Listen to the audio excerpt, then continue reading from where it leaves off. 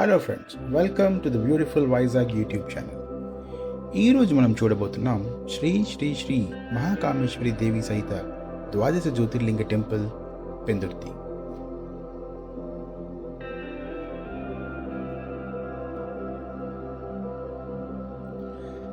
సాధారణంగా హిందూ సనాతన ధర్మంలో ద్వాదశ జ్యోతిర్లింగాల దర్శనానికి ఎంతో విశిష్టత ఉంది. ఉత్తరాన కేదార్నాథ్ నుంచి దక్షిణాన రామేశ్వరం వరకు, పశ్చిమాన సోమనాథ్ నుంచి తూర్పున వైద్యనాథ్ వరకు విస్తరించి ఉన్న ఈ 12 పవిత్ర క్షేత్రాలను జీవితంలో ఒకసారైనా దర్శించుకోవాలని ప్రతి భక్తుడు కోరుకుంటాడు. కానీ అందరికీ అన్ని ప్రాంతాలు తిరిగే సమయం, అవకాశం ఉండకపోవచ్చు. అలాంటి భక్తుల కోసం మన విశాఖపట్నం జిల్లా పెందుర్తి సమీపంలో ఒక అద్భుతమైన దివ్యక్షేత్రం వెలిసింది. అదే శ్రీ శ్రీ శ్రీ మహాకామేశ్వరి దేవి సహిత ద్వాదశ జ్యోతిర్లింగ ఆలయం.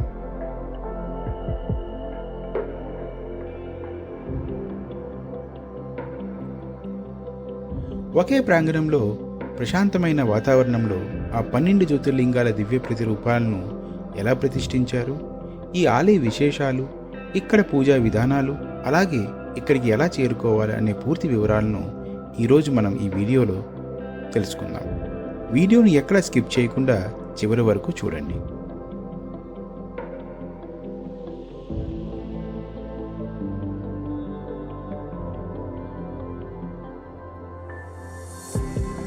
పెందుర్తిలో ప్రసిద్ధిగాంచిన వెంకటాద్రి ఆలయానికి వెళ్ళే దారిలోనే ఈ ఆలయం ఉంటుంది. దీన్ని చేరుకోవడం చాలా సులభంగా ఇక్కడికి మనం చేరుకోవచ్చు.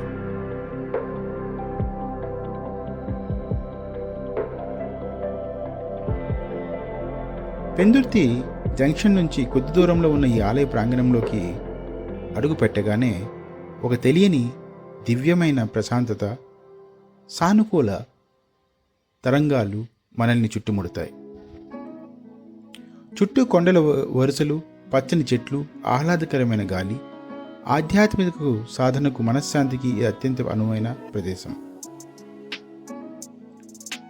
ఆలయ గోపురాలు, ప్రాకారాలు సంప్రదాయ శైలిలో నిర్మించబడ్డాయి. ఆలయ ముఖద్వారం గుండా లోపలికి వెళ్ళగానే వరుసగా నిర్మించిన చిన్న చిన్న గర్భాలయాల్లో ద్వాదశ జ్యోతిర్లింగాలు మనకు దర్శనమిస్తాయి. ప్రతి లింగం ముందు ఆయా క్షేత్రాల పేర్లు, వాటి ప్రత్యేకతను తెలియజేసే బోర్డులు కూడా ఏర్పాటు చేశారు. ఈ ఆలయం చాలా విశాలవంతమైన ప్రాంగణంలో నిర్మించబడింది. ఇప్పుడు మీరు చూస్తున్న ఈ పాదాలు శ్రీ మహాకామేశ్వరి అమ్మవారి పాదాలు.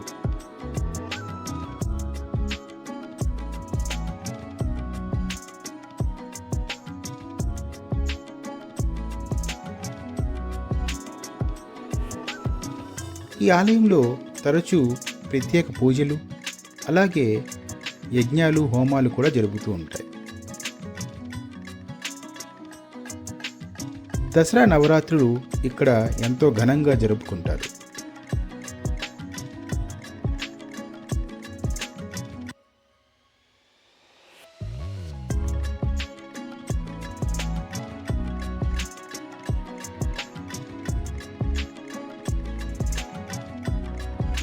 ఈ ఆలయాన్ని ఎంతో అందంగా తీర్చిదిద్దడం జరిగింది.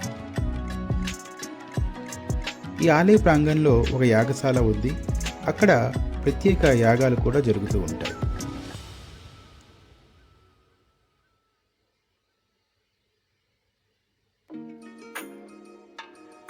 ఇప్పుడు మనం ఒక్కొక్క జ్యోతిర్లింగాన్ని దర్శించుకుంటూ వాటి ఆధ్యాత్మిక ప్రాముఖ్యతను తెలుసుకుందాం. మొదటగా శ్రీ సోమనాథ్ జ్యోతిర్లింగాన్ని దర్శించుకుందాం. చంద్రుడి శాప విమోచన కోసం వెలసిన మొదటి జ్యోతిర్లింగం. ఇక్కడి ప్రతిరూపం అత్యంత తేజోవంతంగా కనిపిస్తుంది. సోమనాథ్లో ఎలాగైతే ఉంటుందో అలాగే సేమ్ ఇక్కడ కూడా ఈ జ్యోతిర్లింగాన్ని నిర్మించారు. సో ఎవరైతే సోమనాథ్కి వెళ్ళలేరో వాళ్ళు ఇక్కడికి వచ్చి ఈ జ్యోతిర్లింగాన్ని దర్శించుకోవచ్చు. అలాగే ఇక్కడ ఇంకొక ప్రత్యేకత కూడా ఉంది. అదేమిటంటే, ఎలాగైతే మనకి 12 జ్యోతిర్లింగాలు ఉన్నాయో అలానే ప్రతి ఒక్క రాశికి కూడా సూట్ అయ్యే జ్యోతిర్లింగం ఉంటుంది. అంటే ఆ పర్టికులర్ రాశి వాళ్ళు ఆ జ్యోతిర్లింగానికి పూజ చేస్తే మంచిది. సో ఇక్కడ ప్రతి జ్యోతిర్లింగానికి ముందు ఒక బోర్డు మీద ఈ జ్యోతిర్లింగం ఏ రాశికి సూట్ అయినది అండ్ ఆ రాశి వాళ్ళు ఎటువంటి మంత్రం చదవాలనేది ఇక్కడ క్లియర్గా రాసి పెట్టారు. సో ఆ రాశి వాళ్ళు ఆ జ్యోతిర్లింగం దగ్గరికి వెళ్ళి ఆ మంత్రాన్ని చదివితే మంచిదని అంటుంటారు. నెక్స్ట్ మనం చూడబోయే జ్యోతిర్లింగం శ్రీ మల్లికార్జున జ్యోతిర్లింగం, శ్రీశైలం, ఆంధ్రప్రదేశ్. మన తెలుగు నేలపై వెలిసిన పరమ పవిత్ర క్షేత్రం, శక్తిపీఠం కలగలిగిన దివ్య రూపం. మన తెలుగు వారందరికీ సుపరిచితమైన ఈ జ్యోతిర్లింగం 12 జ్యోతిర్లింగాల్లో రెండవది. ఇక్కడ కూడా సేమ్ ఎలాగైతే శ్రీశైలంలో శ్రీ మల్లికార్జున స్వామి లింగం ఉంటుందో అలానే దీన్ని కూడా నిర్మించారు. ఇక్కడ మనం దర్శించుకోవడమే కాదు, దాంతోపాటు మన స్వహస్తాలతో మనం అభిషేకం కూడా చేసుకోవచ్చు.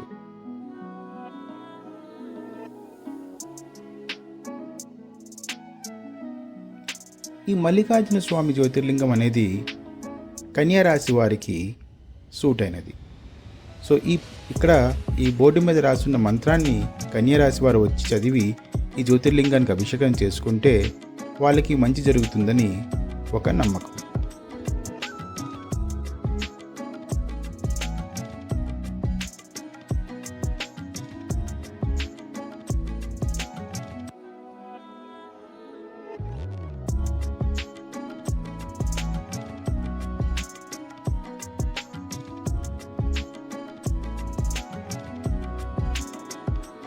చాలా అందంగా ప్రతి గర్భగుడిని ఇక్కడ నిర్మించారు.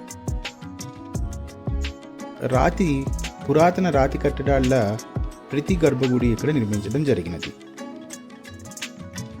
ఇక మనం దర్శించుకోబోయే 3వ జ్యోతిర్లింగం శ్రీ మహాకాళేశ్వర్, ఉజ్జయిని, మధ్యప్రదేశ్.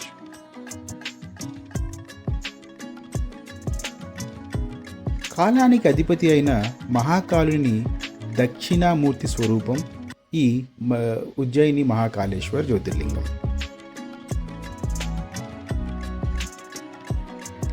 సాధారణంగా మధ్యప్రదేశ్ అంత దూరం వెళ్ళటానికి చాలామందికి వీలు కాకపోవచ్చు. అలాంటి వాళ్ళకి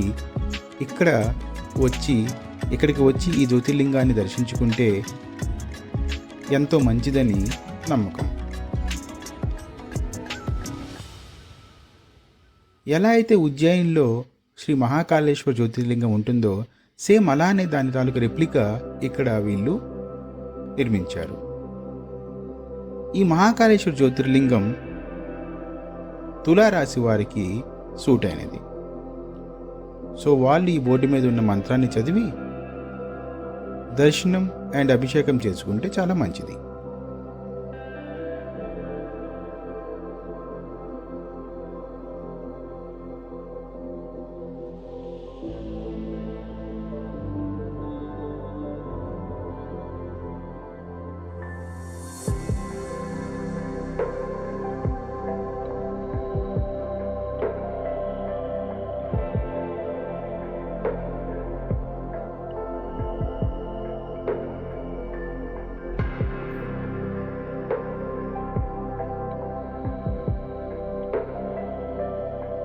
ఇక మనం దర్శించుకోబోయే 4వ జ్యోతిర్లింగం శ్రీ ఓంకారేశ్వర్ జ్యోతిర్లింగం, మధ్యప్రదేశ్.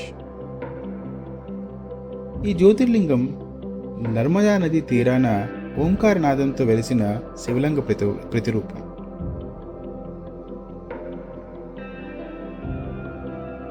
అలాగే మీరు ఇక్కడ చూడవచ్చు, ప్రతి జ్యోతిర్లింగం ముందు నందిని కూడా చాలా బాగా ప్రతిష్ఠించారు. ఇక్కడ కట్టడాలు ప్రతిదీ కూడా చాలా స్పష్టంగా ఉంటాయి.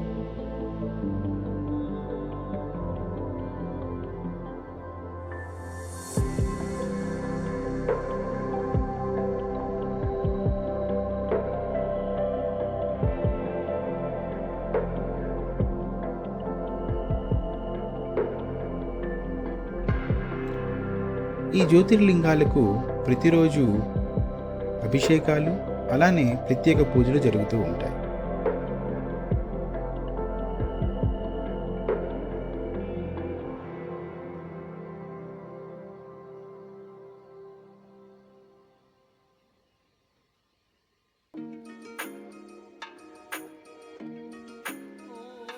ఈ ఓంకారేశ్వర జ్యోతిర్లింగం కర్కాటక రాశి వారికి సంబంధించినది.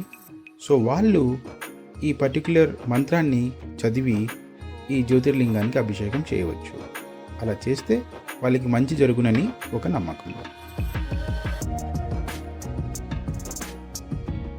మధ్యప్రదేశ్లో ఓంకారేశ్వర్ జ్యోతిర్లింగం ఎలా ఉంటుందో సేమ్ యాజ్ ఇట్ ఈజ్ అలానే ఇక్కడ కూడా ప్రతిదీ డీటెయిలింగ్తో సహా ఇక్కడ నిర్మించారు.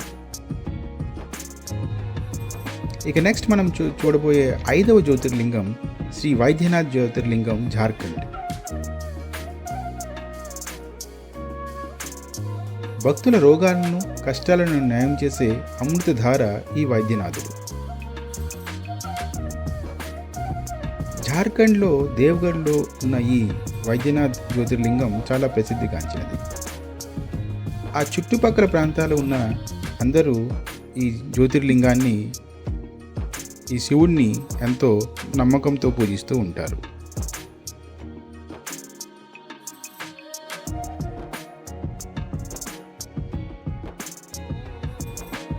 ఈ వైద్యనాథ్ జ్యోతిర్లింగం వృశ్చిక రాశి వారికి అనుకూలమైన జ్యోతిర్లింగం. సో ఆ రాశి వాళ్ళు వచ్చి ఈ మంత్రం చదివి ఇక్కడ పూజ జరిపించుకుంటే చాలా మంచిది.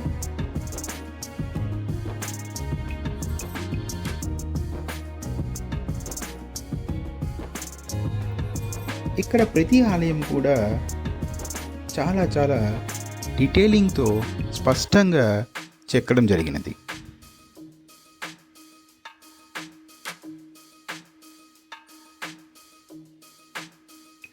ఇక నెక్స్ట్ మనం చూడబోయే జ్యోతిర్లింగం పేరు భీమశంకర్ జ్యోతిర్లింగం, పూణే, మహారాష్ట్ర. ఈ జ్యోతిర్లింగం మహారాష్ట్ర ప్రజలకు ఎంతో ఎంతో ప్రసిద్ధిగాంచినది.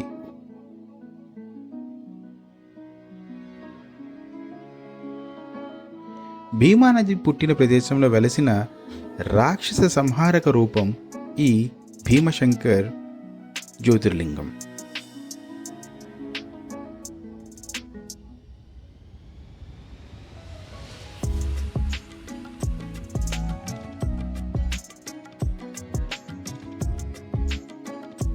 పూణేలో భీమశంకర్ జ్యోతిర్లింగం ఎలా ఉంటుందో సేమ్ యాజ్ ఇట్ ఈజ్ అలానే ఇక్కడ కూడా నిర్మించారు. ఈ జ్యోతిర్లింగం మకర రాశి వారికి చాలా సూట్ అవుతుంది. సో అందుకనే వాళ్ళు ఇక్కడ రాసి ఉన్న మంత్రాన్ని చదివి ఈ జ్యోతిర్లింగానికి పూజ చేస్తే వాళ్ళకి మంచి జరుగునని ఒక నమ్మకం.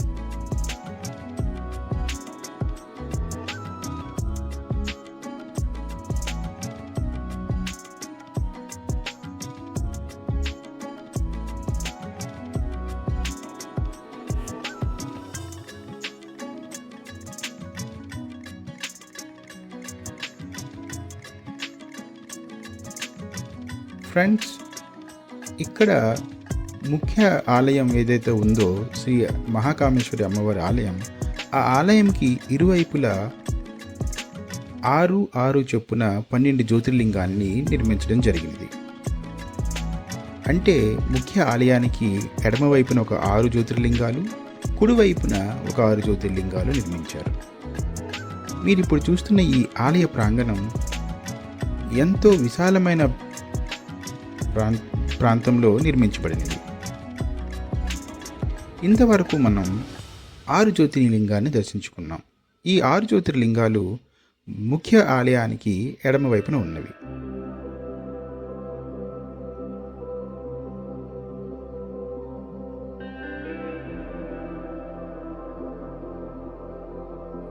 అలాగే ఇక్కడ ముఖ్య ఆలయానికి 2 వైపులా కొన్ని ఉప ఆలయాలను కూడా నిర్మించారు.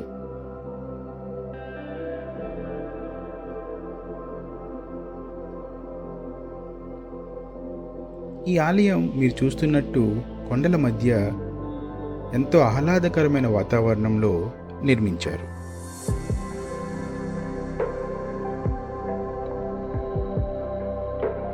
ఇప్పుడు మీరు చూస్తున్న ఈ ఆలయం షణ్ముఖుడి ఆలయం. ముఖ్య ఆలయానికి రెండు వైపులా వినాయకుడు మరియు షణ్ముఖుడు వీళ్ళిద్దరి ఉప ఆలయాలను నిర్మించడం జరిగినది. ఇప్పుడు మీరు చూస్తున్న ఈ ప్రాంగణం ముఖ్య ఆలయానికి కుడివైపున గలది. సో మళ్ళీ మనం కుడివైపున గల మిగతా 6 జ్యోతిర్లింగాన్ని దర్శించుకుందాం. ఇప్పుడు మీరు చూస్తున్నది శ్రీ రామేశ్వరం జ్యోతిర్లింగం, తమిళనాడు. శ్రీరాముడు స్వయంగా పూజించిన సేతు మాధవలింగం ఈ రామేశ్వర జ్యోతిర్లింగం. దక్షిణ భారతదేశంలో ఎంతో ప్రసిద్ధిగాంచిన ఈ రామేశ్వర జ్యోతిర్లింగానికి ప్రతిరోజు ఎన్నో లక్షల మంది ప్రజలు వెళ్ళి దర్శించుకుంటూ ఉంటారు. ఈ రామేశ్వర జ్యోతిర్లింగం అనేది మేషరాశి వారికి సూట్ అవుతుంది. సో వాళ్ళు ఈ బోర్డు మీద ఉన్న ఈ మంత్రాన్ని చదివి దర్శనం చేసుకొని పూజ చేస్తే మంచిది. దక్షిణ భారతీయులకు ఎంతో సుపరిచితమైన శ్రీ రామేశ్వర జ్యోతిర్లింగం యాజ్ ఇట్ ఈజ్ ఇక్కడ కూడా నిర్మించడం జరిగినది.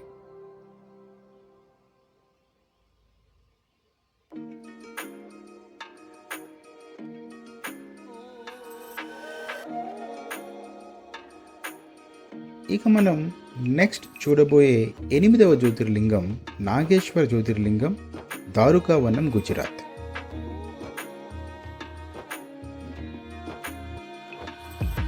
ఈ జ్యోతిర్లింగం గుజరాత్ ప్రజలకు ఎంతో ఇష్టమైన జ్యోతిర్లింగం.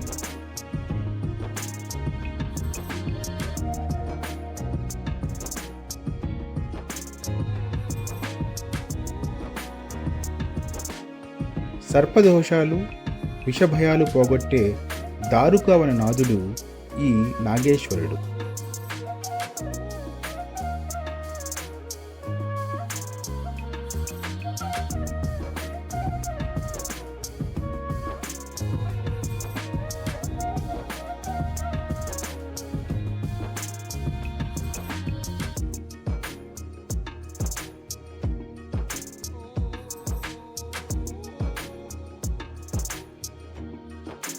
ఈ నాగేశ్వర జ్యోతిర్లింగం మిథున రాశి వారికి సూట్ అవుతుంది. సో వాళ్ళు ఈ పర్టికులర్ మంత్రాన్ని చదివి పూజ చేసుకోవటం మంచిది.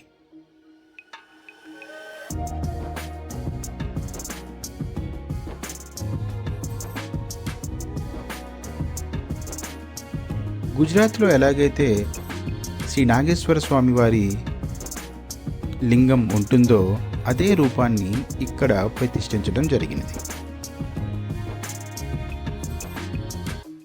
ఇప్పుడు మనం చూస్తున్న 9వ జ్యోతిర్లింగం శ్రీ కాశీ విశ్వేశ్వర స్వామి వారి జ్యోతిర్లింగం, వారణాసి, ఉత్తరప్రదేశ్.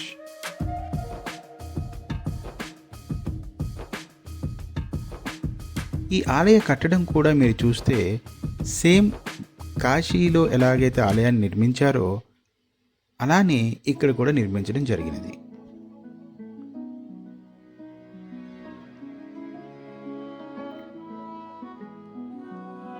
మోక్షాన్ని ప్రసాదించే విశ్వేశ్వరుని ప్రతిరూపమే ఈ కాశీ విశ్వేశ్వర స్వామి వారి జ్యోతిర్లింగం. ఈ జ్యోతిర్లింగం ధనురాశి వారికి ఎంతో సూట్ అయ్యే జ్యోతిర్లింగం. సో వాళ్ళు ఈ మంత్రాన్ని చదువుకొని ఈ లింగానికి పూజ చేస్తే ఎంతో మంచి జరుగుతుందని నమ్మకం.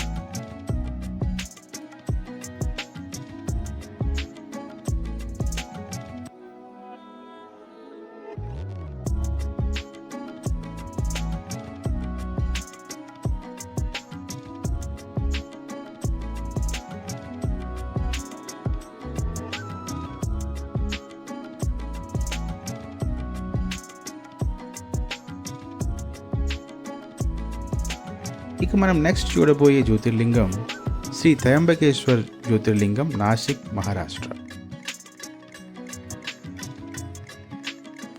బ్రహ్మ, విష్ణు, మహేశ్వరులు ముగ్గురు కలిసి వెలిసిన ఏకైక క్షేత్ర రూపమే ఈ త్రయంబకేశ్వర్ జ్యోతిర్లింగం, నాసిక్, మహారాష్ట్ర.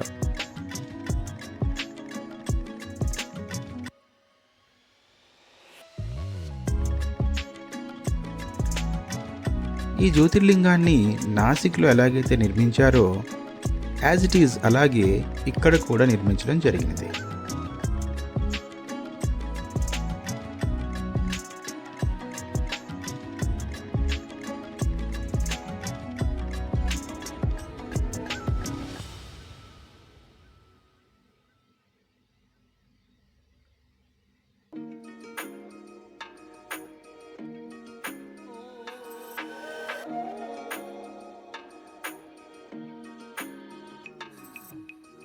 నాసిక్ వరకు ప్రయాణం చేయలేని వాళ్ళు ఇక్కడికి వచ్చి ఈ జ్యోతిర్లింగాన్ని దర్శించుకునవచ్చు.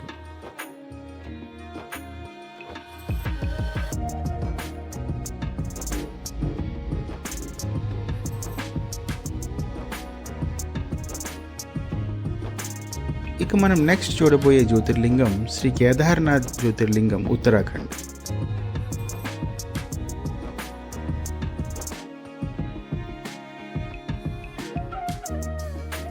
హిమాలయాల మంచు శిఖరాల నడుమ వెలసిన ముక్తిదాయక శివరూపమే ఈ కేదార్నాథ్ జ్యోతిర్లింగం. జనరల్గా ఉత్తరాఖండ్ అనేది మనకు అంటే మన తెలుగు రాష్ట్రాలకు చాలా దూరంగా ఉంటుంది. సో వెళ్ళటానికి చాలా కష్టమైన పని. సో అందుకనే మన విశాఖపట్నంలోని దగ్గరలోనే ఉన్న ఈ కేదార్నాథ్ స్వామి దగ్గరికి వచ్చి దర్శించుకుంటే చాలా మంచిది. ఈ జ్యోతిర్లింగం కుంభరాశి వారికి సూట్ అయినది. సో కుంభరాశి వాళ్ళు ఇక్కడ రాసి ఉన్న ఈ మంత్రాన్ని పఠించి ఈ శివలింగాన్ని పూజిస్తే చాలా మంచిది.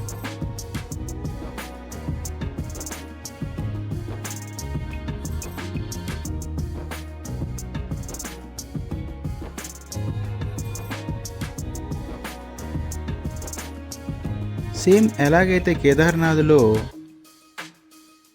జ్యోతిర్లింగాన్ని ఉన్నదో సేమ్ అలాగే ఇక్కడ కూడా ఈ లింగాన్ని నిర్మించడం జరిగినది. నెక్స్ట్ మనం చూడబోయిన అండ్ లాస్ట్ జ్యోతిర్లింగం గ్రిష్ణేశ్వర స్వామి జ్యోతిర్లింగం, మహారాష్ట్ర.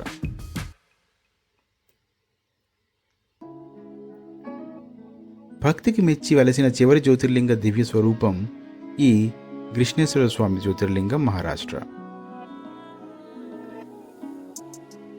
ఈ జ్యోతిర్లింగాన్ని మనం ఇక్కడ దర్శించుకుంటే ఎంతో పుణ్యం వస్తుందని ఒక నమ్మకం.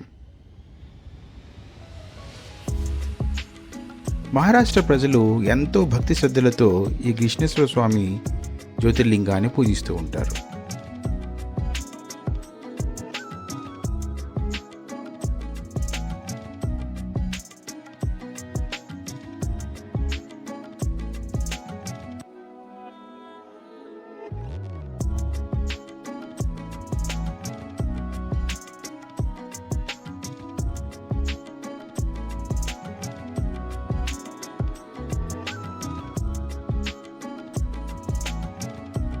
ఈ జ్యోతిర్లింగం సింహరాశి వారికి అనుకూలమైనది. సో సింహరాశి వారు ఇక్కడ వ్రాసి ఉన్న ఈ మంత్రాన్ని పఠించి ఈ లింగానికి పూజ చేసుకుంటే చాలా మంచిదని ఒక నమ్మకం.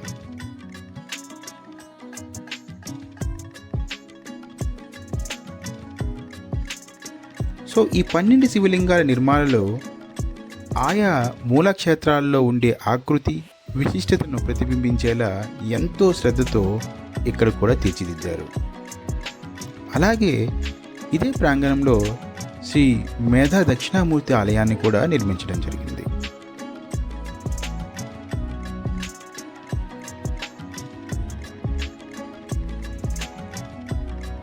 ఇక్కడ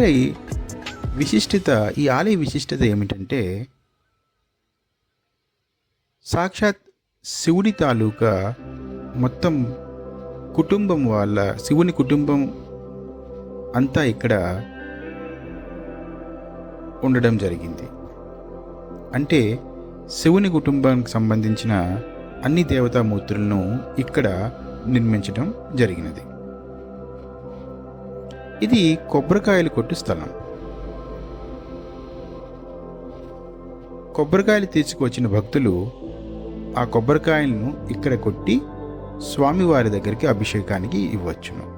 అలాగే ఇదే ప్రాంగణంలో శ్రీ కాలభైరవ స్వామివారి ఆలయాన్ని కూడా నిర్మించారు. ఇప్పుడు మీరు చూస్తున్నది శ్రీ కాలభైరవ స్వామి ఆలయం.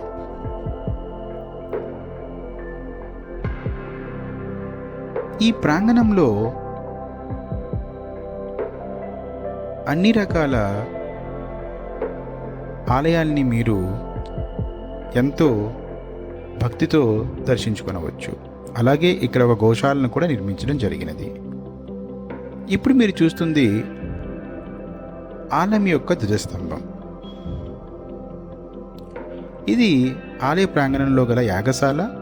ఈ యాగశాలలో ప్రత్యేక రోజుల్లో ఎన్నో హోమాలు, యాగాలు జరుపుతుంటారు.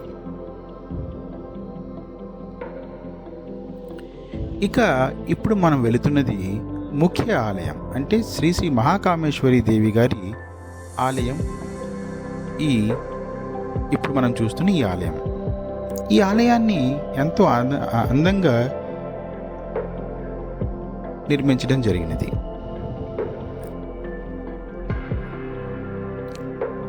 శివుడు ఉన్న చోట శక్తి స్వరూపిణి అయిన అమ్మవారు తప్పక కొలువై ఉంటారు.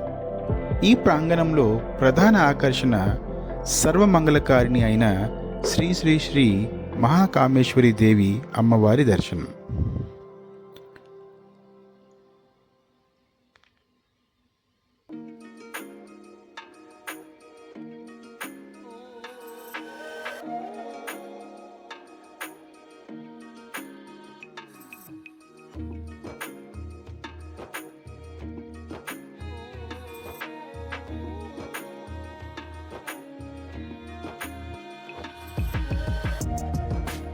ప్రత్యేక రోజుల్లో ఇక్కడ చాలా రద్దీగా ఉంటుంది.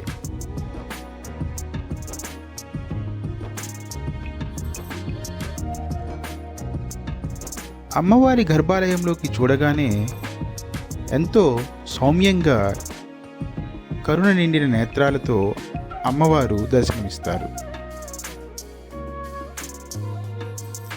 ఇక్కడ ప్రత్యేక పర్వదినాల్లో కుంకుమార్చనలు, లలితా సహస్రనామ పారాయణలు అత్యంత వైభవంగా జరుగుతాయి. అమ్మవారితో పాటు విఘ్నాలను తొలగించే శ్రీ గణపతి, ఇతర దేవతామూర్తుల ఆలయాలు కూడా ఇక్కడ కొలువై ఉన్నాయి. ప్రతిరోజు ఉదయం సాయంత్రం జరిగే నిత్యహారతులు, అభిషేకాలు భక్తులకు అనిర్వచమైన ఆధ్యాత్మిక ఆనందాన్ని కలిగిస్తాయి.